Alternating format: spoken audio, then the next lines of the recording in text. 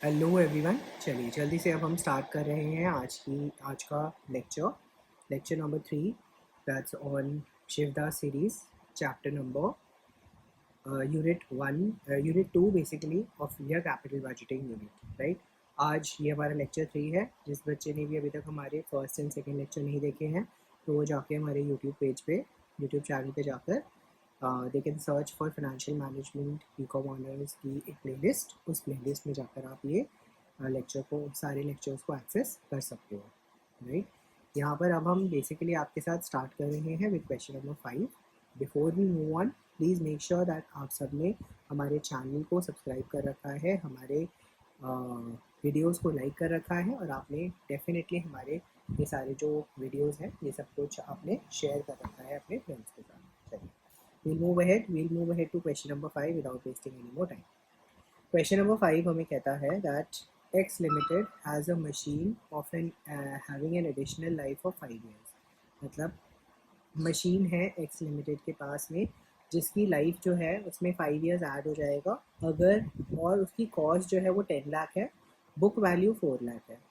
और new machine costing 20 lakh is available. मेरे पास 20 लाख की एक नई मशीन अवेलेबल है। दो its capacity is the same as that of the old machine, it will mean a saving in the variable cost to the extent of 7 lakh. तो मतलब there will be a saving in variable cost by 7 lakh per annum.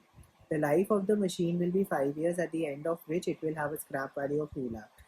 20 lakh की machine है, 2 lakh rupees का scrap value है, 5 से divide कर देंगे, useful हमें हमारा यहाँ पे डेप्रिसिएशन निकल के आ जाएगा, that would be 18 lakh divided by 5। The rate of income tax 40%। X limited की policy is not to make an investment if the yield is less than 12% per annum। मतलब मेरा required rate of return is 12%। मतलब जो भी मैं present वाली factors निकालूंगा वो किस रेट पे निकालूंगा वो मैं सारे के सारे कैलकुलेट करूंगा एट 12%। द ओल्ड मशीन अगर हम आज उसे बेचने जाते हैं तो 1 लाख रुपीज़ रियलाइज़ होगा और उसकी कोई सैलवेज वैल्यू नहीं है। अगर उसे 5th ईयर के एंड में बेचते हैं तो 5th ईयर के एंड में बेचते हैं तो उसकी कोई सैलवेज वैल्यू नहीं है ना। एडवाइस करो एक्स लिमिटेड को वेदर और not to take the old machine और शुड बी रिप्लेस। मतलब क्या हमें ओल्ड मशीन को कंटिन्यू करना चाहिए या फिर हमें उसे रिप्लेस कर देना चाहिए विद द न्यू मशीन। बोलता है हमारा जो कैपिटल गेन है वो हमारा टैक्स फ्री है। मतलब जो भी हम एसेट बेचेंगे उस पर जो भी हमारे को प्रॉफिट होगा वो प्रॉफिट पे जो कैपिटल गेन लगेगा, जो टैक्स लगेगा, वो कैपिटल गेन टैक्स फ्री होगा। ठीक है। Ignore income tax savings on additional depreciation. Additional depreciation पे इनकम टैक्स की सेविंग को इग्नोर करना है। ठीक है। हमें एडिशनल टैक्स पे एडिशनल गेन्स पे, मतलब सिंपल बोलता है कि जो हम इनकम टैक्स बचा रहे हैं ऑन डेप्रिसिएशन। तो इफ़ यू रिमेंबर जब हम सी फैट निकालते थे, सी फैट निकालते वक्त हम डेप्रिसिएशन को पहले माइनस करते थे, फिर उस पर टैक्स लगाते थे, फिर हम उस पर डेप्रिसिएशन ऐड बैक करते थे। तो हमें वो वाला स्टेप भी करने की ज़रूरत नहीं है। ठीक है। हम directly savings in variable cost में से टैक्स माइनस कर देंगे तो हमारा हमारा ईयरली नेट बेनिफिट आ जाएगा। बिकॉज बोलता है जो भी हमें इनकम डेप्रिसिएशन की वजह से टैक्स सेव हो रहा था वो हमें इग्नोर करना है। Will it make any difference if the additional depreciation on the new machine and the gain on sale of old machine is subject to the same at the rate of 40% and the scrap value of the new machine is 3 lakh? ठीक है। अगर आप देखोगे इस question में, इस question को उन्होंने देखो प्रीवियस क्वेश्चन जैसा ही बनाया लेकिन इस क्वेश्चन में थोड़े से चेंजेस कर दिए। क्वेश्चन नंबर 4 जैसे ही बनाया लेकिन इस क्वेश्चन में थोड़े बहुत चेंजेस कर दिए। कैलकुलेशंस करना शुरू करते हैं। सबसे पहले मैं यहाँ पे कैलकुलेट करता हूँ। I will start with question number 5 now here. हमारा जो क्वेश्चन नंबर 5 है वो हमें यहाँ पे बोलता है दैट हमारा जो टोटल कैश आउटफ्लो होने वाला है, हमारा जो टोटल कैश आउटफ्लो होने वाला है वो कितना है। सर मेरा जो टोटल कैश आउटफ्लो होने वाला है वो होने वाला है 20 लाख, और 20 लाख रुपए में मैं 1 लाख रुपीज़ का आज एसेट सेल करूँगा। तो मेरे कॉस्ट ऑफ न्यू मशीन आ जाएगी, cost of new machine that is 20 lakh. ठीक है। Minus the sale of old machinery. Old machinery से मेरे पास पैसा आएगा ना तो वो मेरे लिए इनफ्लो हो जाएगा तो इस कॉस्ट से माइनस हो जाएगा। तो वो 1 लाख रुपीज़ मैंने माइनस कर दिया। सर यहाँ पर अगर आप देख सकते हो क्वेश्चन मुझे स्पेसिफिकली बोल रहा है कैपिटल गेन को अवॉइड करना। तो दिस इज केस 1 है ना, when tax implications tax implications are ignored, है ना, tax implications are ignored, this is the first scenario, है ना। तो अगर आप देखोगे मेरे पास यहाँ पे 19 लाख का टोटल कैश आउटफ्लो हो जाएगा, है ना, टोटल कैश आउटफ्लो हो जाएगा। सर अगर आप इस क्वेश्चन में देखेंगे, मैं यहाँ पे निकाल लेता हूँ सेविंग्स इन कॉस्ट। तो अगर आप देखोगे मेरे पास सेविंग्स इन वेरिएबल कॉस्ट कितनी है, savings in variable cost question में गिवन है कितनी, सेविंग्स इन वेरिएबल कॉस्ट मेरे को दे रखी है 7 लाख। तो 7 लाख रुपीज़ की मेरी सेविंग्स इन वेरिएबल कॉस्ट है। इसमें से मैं इनकम टैक्स का जो बेनिफिट, इनकम टैक्स जो मेरा सेव होगा वो यहाँ पे 40% मैंने माइनस कर दिया, इस पर टैक्स बचाऊँगा, मेरा कैलकुलेटर हो गया। तो 7 लाख पे 40% निकाला 2,80,000, ठीक है, negative sign equal to answer आ गया 4,20,000। तो ये मेरे पास आ गया नेट सेविंग्स। तो बेसिकली मेरे लिए जो भी नेट सेविंग्स है ये मेरे लिए क्या है, बेसिकली यही मेरे लिए नेट इन सेविंग्स क्या है, यही मेरे लिए नेट इनफ्लो है। आई होप यहाँ तक क्लियर है, कोई प्रॉब्लम नहीं है सबको, ऑल्स वेल। सर इसके बाद अगर आप देखेंगे ये मेरी क्या हो गई, सेविंग्स इन कॉस्ट हो गई। Sir once I have got my savings in cost, right, once I have got my savings in cost, the next element that I require is computation of NPV। अगर आप देखेंगे normally previous वाले questions में हम क्या करते थे, saving incremental savings निकालने की बजाय, सेविंग्स इन कॉस्ट निकालने की बजाय हम क्या निकालते थे, सेविंग्स इन कॉस्ट निकालने की बजाय हम क्या निकालते थे, सेविंग्स इन कॉस्ट निकालने की बजाय हम सी फैट निकालते थे। मतलब वहाँ पर डेप्रीसिएशन का जो सेविंग्स होता था इनकम टैक्स का, उसको भी इम्पैक्ट में लेते थे, राइट। लेकिन यहाँ पर हम ऐसा कुछ नहीं कर रहे हैं। आई होप यहाँ तक क्लियर है, कोई भी प्रॉब्लम नहीं है। तो अगर आप देख सकते हैं कैलकुलेशन में एनपीवी में हम सबसे पहले शो करने वाले हैं ईयर, पर्टिकुलर्स, है ना, फिर हम यहाँ पे मेंशन करेंगे हमारा अमाउंट, फिर हमारा आएगा प्रेजेंट वैल्यू फैक्टर, हमें रेट दे रखा है 12% के हिसाब से, और फिर हमारे पास आ जाएगा प्रेजेंट वैल्यू। ईयर 0 पे सबसे पहले मैं यहाँ पे मेंशन करूँगा मेरा आउटफ्लो कितना है। तो मेरा आउटफ्लो है 19 लाख, ऊपर मैंने कैलकुलेट किया है, जो कि नेगेटिव में आ जाएगा। प्रेजेंट वैल्यू फैक्टर है 1 और ये हमारे पास 19 लाख नेगेटिव में आ जाएगा। Sir for the next, right, अगर आप देखेंगे फॉर द नेक्स्ट 5 ईयर्स मेरे पास यहाँ पे नेट सेविंग्स क्या आने वाली है। तो ये मेरे पास क्या हो गया, नेट सेविंग्स। नेट सेविंग्स देखो, मेरे को ना आपको मल्टीपल तरीके सिखाने का बिल्कुल शौक नहीं है, मैं आपको एक फॉर्मेट सिखाऊंगा जो हर क्वेश्चन में सॉल्व यूज़ हो जाएगा। हो सकता है मेरा मेथड आपको थोड़ा लंबा लग रहा हो, ठीक है, लेकिन मैं आपको मल्टीपल मेथड सिखाकर कंफ्यूज बिल्कुल भी नहीं करना चाहता, इसीलिए मैं आपको एक ही मेथड सिखा रहा हूँ, टैबुलर मेथड, लंबा मेथड, लेकिन इससे आप कभी भी गलती नहीं करोगे और सही सही तरीके से सॉल्व कराओगे, ठीक है। प्लस दिल्ली यूनिवर्सिटी में ना टीचर्स को थोड़ा आदत होती है कि उनको थोड़े लंबे लंबे आंसर्स देखने की आदत होती है, तो हमारा वो ऑब्जेक्टिव भी यहाँ पे कवर अप हो जाएगा। चलिए 1.12 डिवाइड इक्वल टू, हमारे पास आंसर आ गया 0.893, then 0.797, then 0.712, then 0.636, then you have 0.567। I hope यहाँ तक क्लियर है। सर लास्ट में अगर आप देखोगे मेरे पास में यहाँ पर स्क्रैप वैल्यू भी है, जो मेरी न्यू मशीनरी है वो 2 लाख रुपीज़ के स्क्रैप वैल्यू में सेल आउट हो जाएगी, मैं करेक्ट, 2 लाख ही बोला था ना मैं, स्क्रैप वैल्यू 2 लाख दे रखी है ना, तो 2 लाख रुपीज़ में स्क्रैप वैल्यू में सेल आउट हो जाएगी, तो ये हमारे पास 0.567 बन जाएगा। मल्टीप्लाई करते हैं, जो टोटल आएगा हमारे पास, ये मेरा एनपीवी है। अगर ये एनपीवी पॉजिटिव आता है तो एक्सेप्ट कर लो, नहीं नहीं आता है तो नहीं, है ना, that's the concept. 420 into 0.893, answer आ गया 375,060।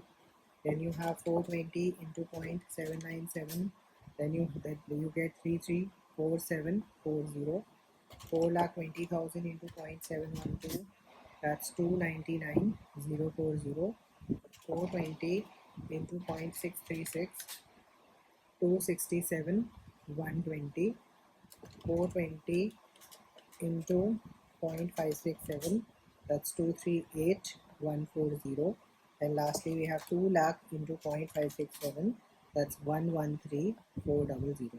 टोटल कर लेते हैं, 19 लाख नेगेटिव है, 375060 प्लस 334740 प्लस 299040 प्लस 267120 प्लस 238140 113400। तो आंसर आ जाता है नेगेटिव में 272500।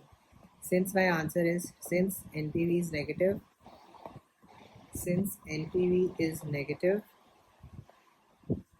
right, new asset shall not be purchased, है ना, new asset shall not be purchased. अब हमारे पास यहाँ पर आ जाता है सिनेरियो 2, मतलब हमारा केस 2, जहाँ पर टेकिंग इम्पैक्ट, है ना, taking impact of tax implications.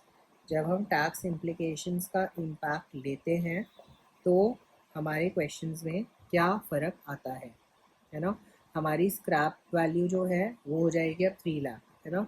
मेरी जो स्क्रैप वैल्यू है वो भी अब देख लीजिए क्या हो जाएगी, यहाँ पर हो जाएगी 3 लाख। तो सबसे पहले तो केस 2 में मैंने सबसे पहले क्या कैलकुलेट करना है सर, सबसे पहले केस 2 में I will calculate cash outflow, है ना। तो सर मेरी वैल्यू ऑफ मशीन का कॉस्ट ऑफ न्यू एसेट, है ना, कॉस्ट ऑफ न्यू एसेट क्या होगा 20 लाख, ठीक है, यही दे रखा है बेटा 20 लाख हमारा कॉस्ट ऑफ एसेट दे रखा है। सर हम यहाँ पे माइनस करेंगे cost sale proceeds of old machinery जो आएगा 1 लाख, ठीक है। इसके साथ साथ अगर आप देखेंगे मुझे यहाँ पर कैपिटल गेन भी माइनस करना पड़ेगा on sale of old machinery. Sir मेरे पास में book value minus cell value, जो भी वैल्यू आएगा उस पर 40% का टैक्स लगाना है। सर मेरे पास में सेल वैल्यू का क्या क्वेश्चन है, सर मेरे पास में सेल वैल्यू है 1 lakh given to me in the question, book value है 4 लाख। तो अगर आप देख सकते हो बुक वैल्यू है 4 लाख, सेल वैल्यू है 1 लाख, और इस पे मैंने लगा दिया 40% का टैक्स। तो कितना आ गया सर, 3 लाख पे 40% मतलब 1,20,000 आ गया हमारा कैपिटल गेन। तो अगर आप देख सकते हो मेरे लिए जो टोटल कैश आउटफ्लो होने वाला है, ठीक है, टोटल कैश आउटफ्लो वो होने वाला है 20 लाख माइनस 1 लाख माइनस 1,20,000। तो आंसर आ गया 17,80,000, ठीक है। अब मैं यहाँ पे निकाल लेता हूँ नेट इनफ्लो या फिर मेरी नेट सेविंग्स, ठीक है। तो अगर आप देखोगे मेरे पास savings in variable cost question में दे रखी है, सेविंग्स इन वेरिएबल कॉस्ट मुझे क्वेश्चन में दे रखी है 7 लाख, ठीक है। इसमें मैं सबसे पहले माइनस कर दूंगा डेप्रीसिएशन। सर अगर आप देखोगे यहाँ पर मुझे डेप्रीसिएशन की कैलकुलेशन करनी पड़ेगी। डेप्रीसिएशन की कैलकुलेशन कैसे होगी, अगर आप देख सकते हैं यहाँ पे डेप्रीसिएशन की कैलकुलेशन कैसे होगी। Sir depreciation on old machine, depreciation on old machine that is 4 lakh divided by 5, क्योंकि इसकी कोई सैल्वेज वैल्यू नहीं है, और 5 से डिवाइड कर दिया तो आंसर आ जाएगा 80,000, ठीक है।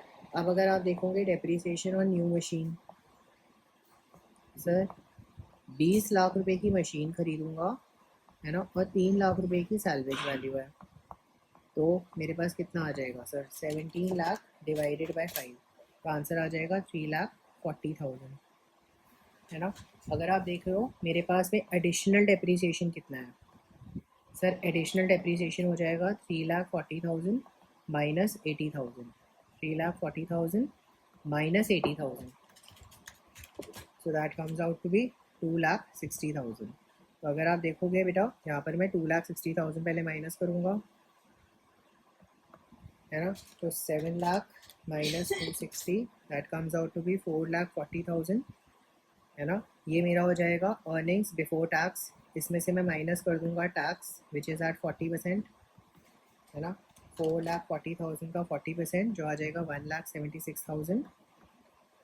तो मेरे पास प्रॉफिट आ जाएगा कितना, अर्निंग्स आफ्टर टैक्स कितना आ जाएगा 2,64,000। इसमें बेटा मैं फिर से डेप्रीसिएशन ऐड कर दूंगा, ठीक है, इसमें मैं फिर से डेप्रीसिएशन ऐड कर दूँगा, दैट इज़ 2,60,000 का। तो मैं इसमें ऐड कर देता हूँ प्लस 260, मेरे पास आ जाएगा, ये हो जाएगा मेरे पास सी फैट, है ना। This is going to be 5,24,000, this is going to be 5,24,000। तो आप देख सकते हो मेरे पास नेट इनफ्लो आ गया, मेरे पास स्क्रैप वाली मुझे पता है 3 लाख है, मुझे मेरा आउटफ्लो पता है 1780 है। तो क्या मैं यहाँ पर अब कॉम्प्यूटेशन ऑफ एनपीवी कर सकता हूँ? Now I can do the computation of NPV. ठीक है बेटा, ये जो हेडिंग्स मैं लिख रहा हूँ ना यहाँ पे, इन हेडिंग्स को अगर आप पेपर में नहीं लिखोगे तो you will lose out marks, because the examiner will not be able to identify कि तुमने कैसे कैसे क्या क्या कैलकुलेशन करी है। इसीलिए यहाँ पर कैलकुलेशंस करके दिखाना बहुत ज़रूरी होता है। ठीक है, ईयर, पर्टिकुलर्स, ठीक है, हमारा अमाउंट, हमारा प्रेजेंट वैल्यू फैक्टर, रेट हमें सेम दे रखा है 12% एंड प्रेजेंट वैल्यू। ठीक है, तो अगर आप देख सकते हो ईयर ज़ीरो में मेरा कैश आउटफ्लो है ना, ईयर ज़ीरो में मेरा कैश आउटफ्लो 17,80,000। ठीक है, प्रेजेंट वैल्यू 1, तो मतलब नेगेटिव में 17,80,000 मेरे पास यहाँ पर मेंशन हो जाएगा। Year 1 2 3 4 5 I am given C facts. देखो कैश फ्लो आफ्टर टैक्स यहाँ पर हमने ऊपर कैलकुलेट कर रखे हैं 5,24,000। और फिफ्थ ईयर में मुझे एक स्क्रैप वैल्यू दे रखी है जिसको हम टर्मिनल वैल्यू भी कह सकते हैं। टर्मिनल वैल्यू मुझे क्वेश्चन में 3 लाख दे रखी है और ऊपर मैंने निकाला 5,24,000, वो मैंने यहाँ पे मेंशन कर दिया। ठीक है सर, जो मेरे फैक्टर्स हैं या तो मैं ऊपर से कॉपी कर सकता हूँ या मैं फिर से निकाल लेता हूँ। 0.893 0.97 sorry 797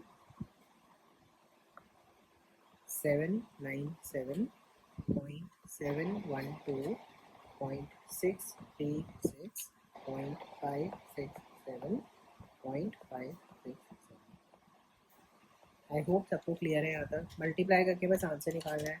5,24,000 into 0.893 that's 467,932।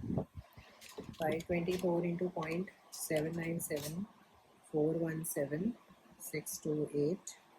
524 into 0.712 that's 373,088. 524 into 0.636 that's 333,264. 524 into 0.567 that's 297,108. And lastly 3 lakh into 0.567 170,100। इसका टोटल निकाल लेते हैं एनपीवी। अगेन एनपीवी अगर पॉजिटिव है तो हमारा प्रोजेक्ट वायबल है तो किया जा सकता है। तो 17,80,000 नेगेटिव में plus 467,932 plus 417,628 plus 373,088 plus 333,264 plus 297,108 plus 170,100। Answer आ गया 279,120। अगर आप देख सकते हैं यहाँ पे आंसर पॉजिटिव आ रहा है since NPV is positive,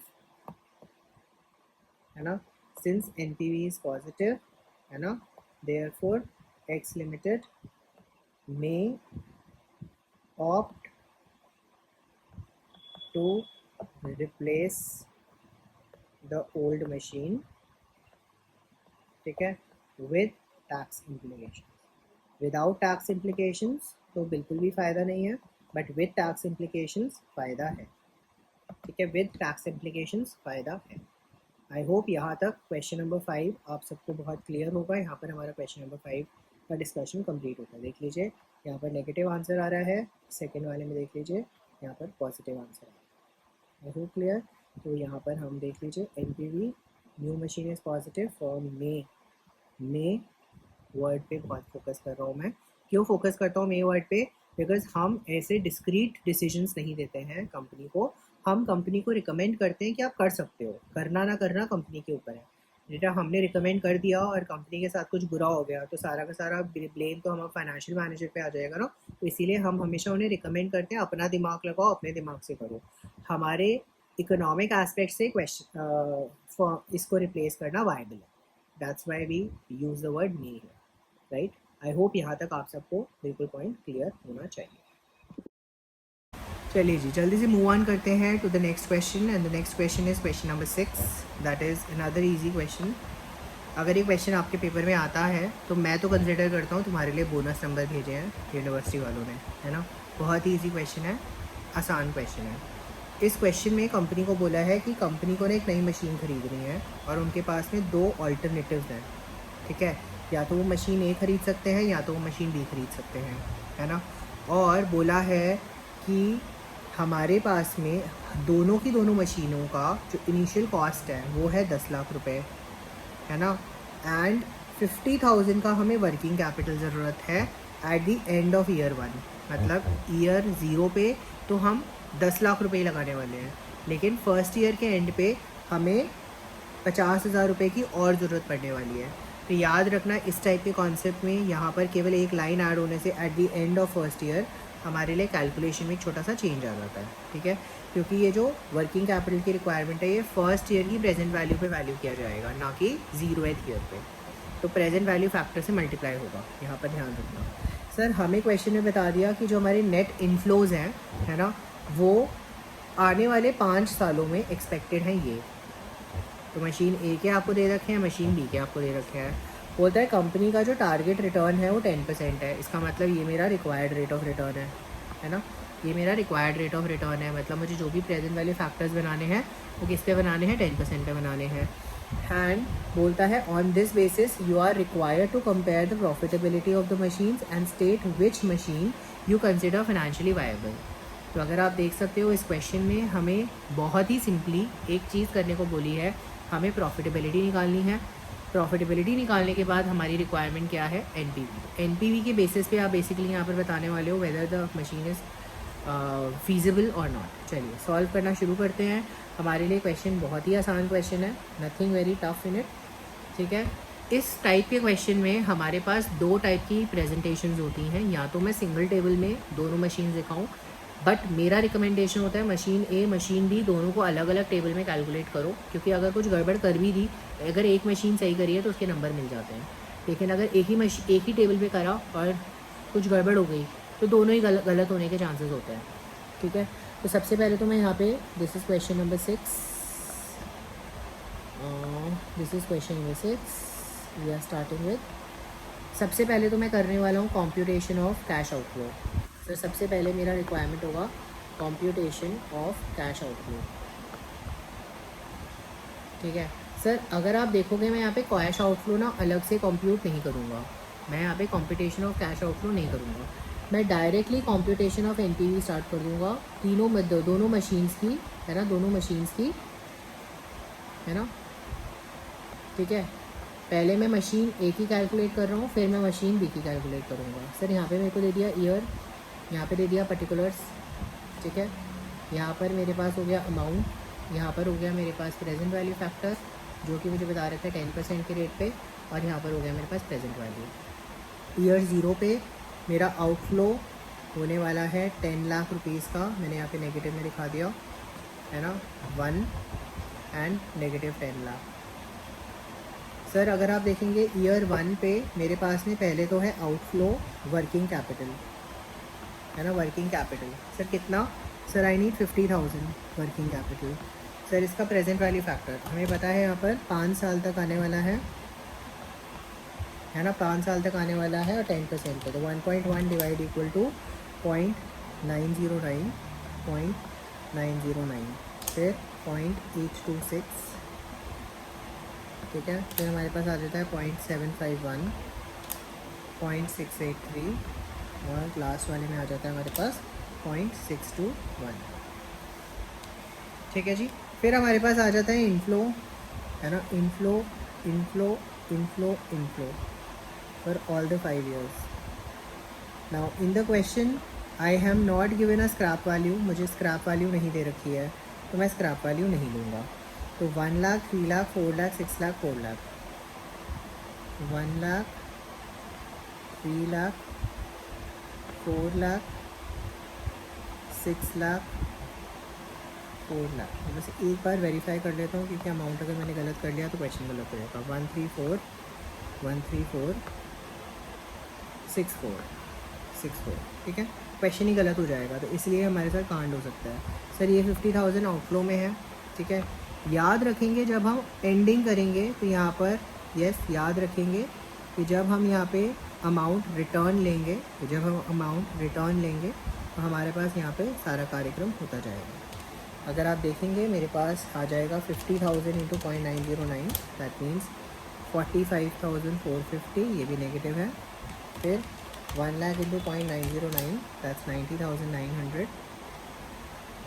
3 lakh into 0.826, that's 2,47,800। 4 lakh into 0.751, that's 3,04,000. 6 lakh into 0.683, 409,800. And lastly 4 lakh into 0.621, that's 2,48,400. ठीक है, राइट। अब देखो यहाँ पर आपको वर्किंग कैपिटल दे रखा है। लॉजिकली हमें यहाँ पर 5th ईयर में वर्किंग कैपिटल को रिटर्न लेना पड़ता है। 50,000 मैं यहाँ पे रिटर्न लेता 0.621 के हिसाब से, लेकिन प्रॉब्लम ये है कि ये वाला जो पॉइंट है ना, ये आपके सोल्यूशन में इंक्लूडेड नहीं है। देख लीजिए यहाँ पर इन्होंने 5th ईयर पे इन्होंने वापस नहीं लिया है ना, राइट। तो यहाँ पर यूजुअली होता कॉन्सेप्ट हमारा ये कहता है कि कभी भी अगर आपने वर्किंग कैपिटल का पैसा लगाया है, यूज़ किया है किसी भी एनपीवी के प्रोजेक्ट में, तो वो वर्किंग कैपिटल का पैसा आप हमेशा रिसीव कर लेते हो, रिसीव बैक कर लेते हो in the end of the year. यहाँ पर क्योंकि नहीं दे रखा तो हमने इसको देख लीजिए अवॉइड कर रखा है, हमने भी इसको अवॉइड कर लिया, ठीक है। बट यहाँ पर एक बच्चों को डाउट होता है कि सर कब ले कब ना ले। मैं हमेशा बोलता हूँ अगर आपको मशीन का टर्मिनल कैश आउटफ्लो मतलब रेजिडुअल वैल्यू दे रखा है तो वर्किंग कैपिटल भी ले लो, अगर रेजिडुअल वैल्यू नहीं दे रखा है तो मत लो।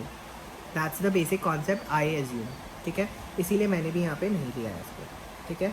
अगर आप देख सकते हैं 10 लाख हमारे पास यहाँ पे नेगेटिव में है, फिर हमारे पास 45,450 नेगेटिव में है, फिर हमारे पास 90,900 90,900, then we have 247,800, then you have 3,04,000, then you have 409,800, then you have 248,400, तो आपके पास यहाँ पर आ गया 251,850, that's your final answer, right.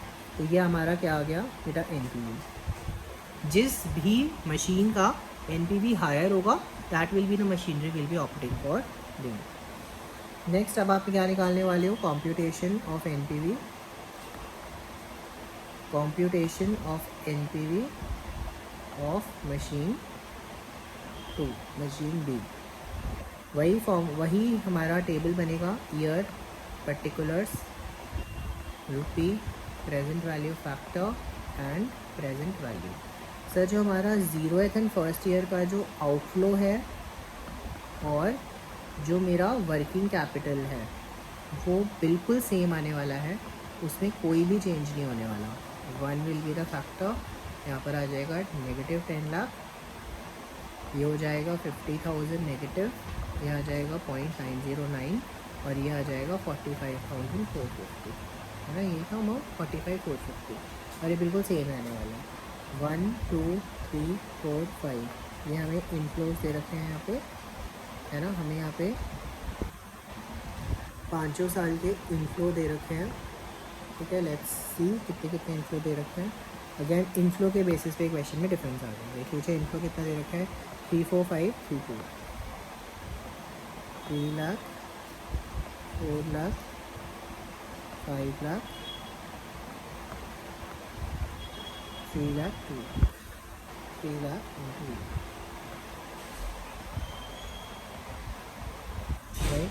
हमने वही फैक्टर्स ले लेने जो ऊपर थे, 0.909, then we have 0.826, 0.751, 683 and 621, right. अगर आप देखेंगे यहाँ पर 3 lakh into 0.909 that's 272,700. 4 lakh into 0.826 330 400. 5 lakh into 0.751 375 500. 3 lakh into 0.683 204 900. and 2 lakh into 0.621 124 200. हमने इसका टोटल करा, हमें हमारा NPV मिल जाएगा negative 10 lakh minus 45450 plus 272,700 plus 330,400 plus 375,500 plus 204,900 plus 124,200. हमारे पास आ गया 262,250. बेटा यहाँ पर NPV है 262,250, यहाँ पर NPV है 251. तो NPV of machine B is more than NPV of machine A, therefore machine B may be chosen. मतलब हम मशीन B को चूज़ करेंगे instead of machine A. I hope यहाँ तक आप लोगों को क्वेश्चन क्लियर है. Please I request you again to kindly like the video, share, subscribe. अगर आपको हमारे लेक्चर्स पसंद आ रहे हैं तो प्लीज़ हमें कमेंट ज़रूर कीजिए. If you are liking it तो please do comment. And if there is any other subject that you are looking forward, जिसकी वीडियोज़ आप चाहते हो कि मैं ऑनलाइन शिवदा सीरीज़ या कुछ अपलोड करूँ, तो डेफिनेटली उसके बारे में भी कमेंट ज़रूर कीजिए. And thank you so much.